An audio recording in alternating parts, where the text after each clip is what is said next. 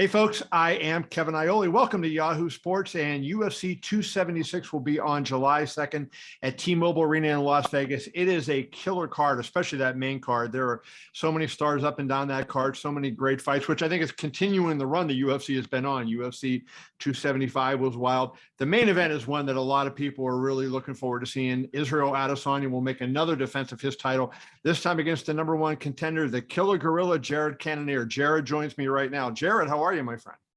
I'm doing good. How are you doing?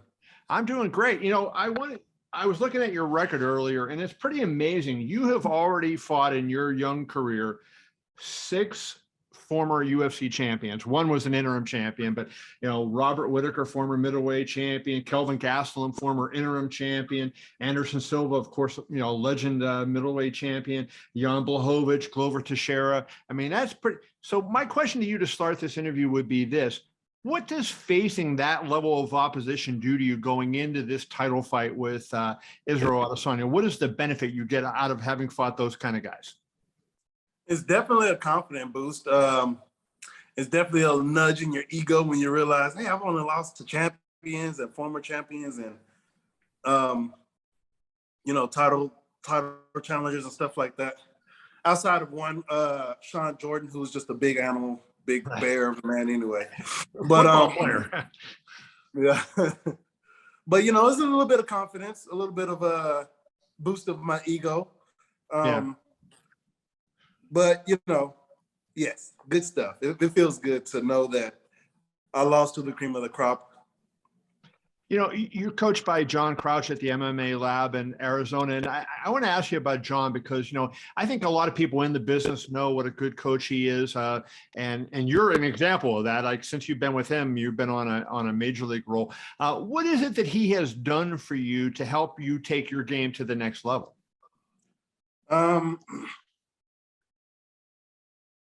Well, Coach is the man. He's very intelligent, very smart. He knows how this game goes. So he's a very good, a really good person to have in your corner. We're at the point to where it's not him telling me everything to do. At this level, you don't hand your corner the controller, and then you just go straight marionette and let them tell you everything to do. No. We already have the skills ingrained in us, and the coaches are there like an outside eye looking in. Hey, you do this can happen. Or when you're in this position, let's think this way, or let's think that way. They're just giving you more avenues. It's like a second brain. Right. We have our own brain, we have our own experiences, and then it's a very valuable second brain to have. So. That goes with all of my corners. But yeah, man, Coach has been doing this for a long time, Well, I guess what I was trying to get at, Jared, would be this, because, when you came into the UFC, a lot of people were talking about you. You were a heavyweight who looked like this great athlete who, might be able to, really go a ways in that division. And your skill development from when you came to the UFC till now is pretty significantly different. Can you explain a little bit about that journey and your ability to, as a mid-30s fighter, keep adding on to your game and adding elements to your game as you moved ahead? Well, it's not hard, as long as you're in the right place. And the program we have at the lab, the team we have at the lab, it's like one-stop shop and everything under one roof. So it's nice, I can go to one place and spend all my time there and get many different avenues and check off many different boxes as far as the sport goes. And it's not just a bunch of random people walking up in there. These are high-level competitors, right? Jiu-jitsu competitors, wrestling competitors, striking competitors, mixed martial arts professional competitors. And I knew when I came down for a camp in 2014 for the fight with Sean Jordan. And at that moment, just experiencing the program, seeing what everybody else was doing, following their footsteps, that's brought me all the way here. On top of that, myself, when I throw myself into something, I'm not pussyfooting around. You know, I'm serious. Right. I'm applying my mind to it, and it's fun learning all these new skills and techniques. It's very fun watching my body transform and change and adjust to it all and get better and stronger, which is only my goal. It's actually responding to the goals that I have for it. So it's all good, man. I'm seeing the results. So it's easy to keep going back and getting more and more and more. And when he says he's seeing the results, since he's been a middleweight, he's 5-1. And the only fight he lost was to Robert Whitaker, where he blocks a kick and breaks his forearm. And that was what, the first or second round, wasn't it? That was the first minute of the first round. Okay, yeah. How do you, as a striker, fight 4 rounds and 4? You know, I mean, how do you go that far with a broken arm? Not good enough, apparently, because I didn't win that fight. That was pretty amazing. He busted my eye out pretty good, and it was, you know, it was a good learning experience. You know, I realized that I wasn't really engaging him the way I needed to get the job done, and it was hard to do it with one arm. You know, but still, it's still a lesson that I learned from that. Moving in and really putting my hands on my target. So, but man, it was not fun doing that. I can imagine. So I don't want to have to go through that again. Now, fighting Adesanya is a totally different beast, right? And I mean, he seems to be. I can't think of anybody in the UFC that's better at making his opponents fight his fight than Israel Adesanya. What, in your mind, what makes him so difficult to fight, and how do you break through that? His control of distance and range, I think, is exceptional. You know, I think the only person who's ever done it is to that. I mean, not like him, but to the extent to gain, you know what I'm saying, a championship and reign supreme is John Jones. Yeah. So, and there's a few guys at the smaller weight classes that do it as well, like Max Holloway. His boxing is just on point. He reminds me of one of those tall, skinny, long boxers who can touch you up and then move and then touch you up some more from a long distance away. So I think, and I've learned over time, and this is a thing, an agile I came up with myself, that footwork controls time and space as far as combat sports goes. So dudes like Dr. Strange up in there with his footwork. Yeah. But you know, if he's Dr. Strange, I'm Baron Mordo. So we got to have a fight. I want to get your reaction to a quote that I read. Josh Thompson, a former UFC lightweight, he's now an announcer for Bellator. I fought in Strikeforce for a while, a very successful fighter. He was talking about your fight and how you had a fight. And he said, you've always got to land something on the exit, make it a little dirty, grimy fight. If you allow Izzy to just feel comfortable when there, he'll be like Tank Davis, the boxer. He'll be just lighting you up. Izzy, when he's in there, he's so relaxed, so composed. He feels it. He sees everything and feels everything. What do you make of that comment? And do you agree with the sentiment he's expressing, that, you know, you have to basically make it a kind of a dirty, tough, rough fight? I wouldn't say that you have to. You know, there are no hard lines in this sport. I don't care what anybody says. So if Jordan Barrows got in there, he can wrestle him without even throwing a punch and win the fight. So, you know, all this, you know, I don't like when people tell me that you have to do this or you have to do that. That's the whole reason why I quit my job in the first place. Because I got tired of people telling me where I have to be, at what time, and having to do this and having to do that. You know, no. All I have to do is be the best version of myself, and that's going to be enough to fight and win a UFC title from Israel Adesanya. All these other people with the commentary and their assumptions, I mean, they're not in my footsteps. They're not in my seat. They're not middleweight. They're not middleweight fighters. So you're able to block out all the external noise, and like that, you don't, like as a championship fight, especially, it really ramps up, right? So you're able to block that all out? Absolutely. It doesn't mean anything to me. All I know is that I just have to be a better fighter in all areas. But for striking, I got to be the better striker. I got to be the one landing the better strikes. I got to be the one making him flinch and make his adjustments because I'm there. That's how it is when I fight people. I don't care how good a strike you are. I mean, I've gone up against kickboxers and stuff like that, and when I figure you out, you know, I'm gonna take ownership of you. So those first couple of minutes of the fight, maybe me having to figure him out, or me putting some heat on him. Who knows?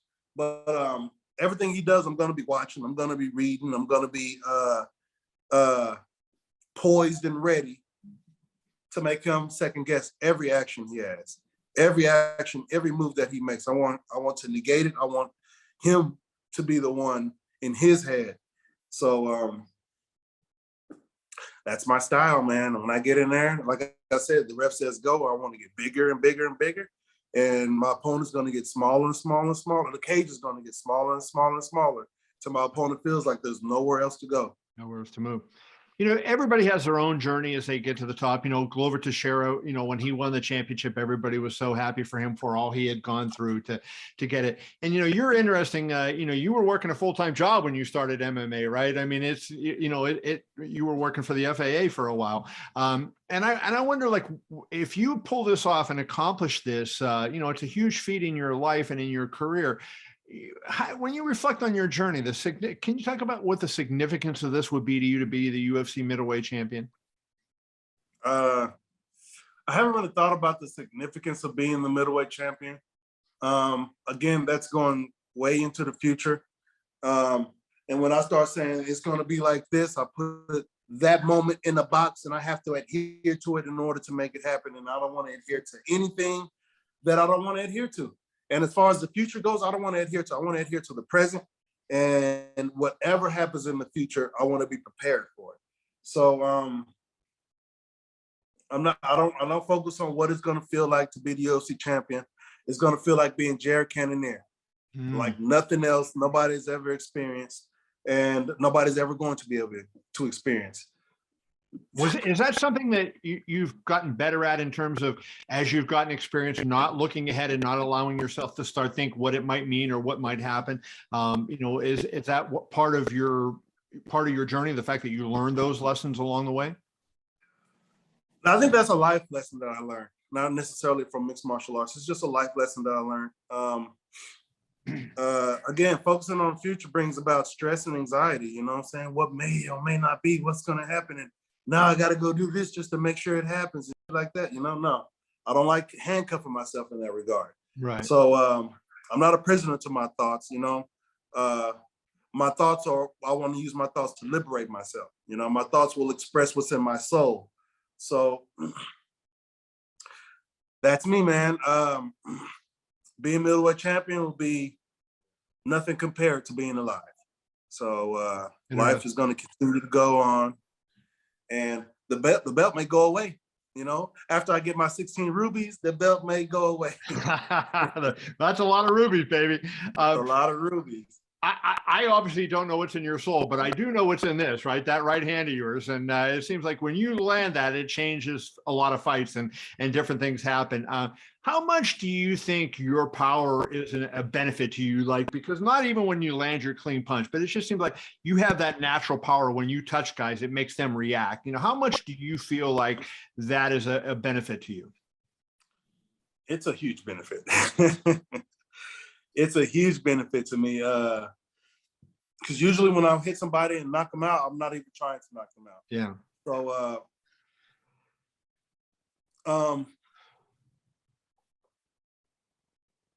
So yeah, it's a huge benefit to have all that reserve power and not even have to, and learning how to use just enough of it to get the job done and not get myself out of position or put myself in bad positions. Right. So I'm learning more and more on how not to overextend myself on punches. I know I did that in the Brunson fight, at the end of that Brunson fight, and it led to that sequence where, you know, he's attempting a rear naked choke at the end, but it happens, I guess. But that was a good win for you, though. I mean, Brunson was on a roll, and you won that fight very impressively. That was a really big win for you. Yeah. So that's just it. Staying composed, staying on task. I'll wrap it up with this. As we talk about your power, a lot of times fighters say, I don't want to react to what he does. I want him to react to me. And it seems like your power forces people to maybe fight a little bit differently because they know in their mind, okay, I don't want to get touched by this guy because I could be in trouble, right? And is that an advantage that maybe sometimes people don't think of, the fact that even if you don't hit somebody, they know you have that, and it forces them to fight you slightly differently? You know what? I believe I think power isn't a factor. I think power is a factor in all these middleweight fights. When you're at this weight, it's there. Everybody's got just enough power to change the scope of a fight. But yes, the fact that I have so much power, I'm not sure how people are going to react. I can't say how Israel's going to react to, me swinging at him and all that stuff. But you've seen it in other fights and how they react to you. Yeah, I mean, they fight. Like with Derek Brunson, I think I may have touched him. But man, just my presence alone, it's not even the power, it's the presence. Right. The power is associated with my presence. So right. It's my presence in there. It's my demeanor. It's my approach. That's what it is. That I don't want to say that strikes fear, but causes concern, may trigger a certain reaction out of people. Sure. So yeah, it's definitely a factor. Well, it's going to be fun. UFC 276, as I said, is July 2nd, T-Mobile Arena in Las Vegas. And this man will be bidding for the world title when he fights Israel Adesanya. Jared Cannonier, thank you so much, my friend, and best of luck to you in the championship fight. Thank you, Kevin.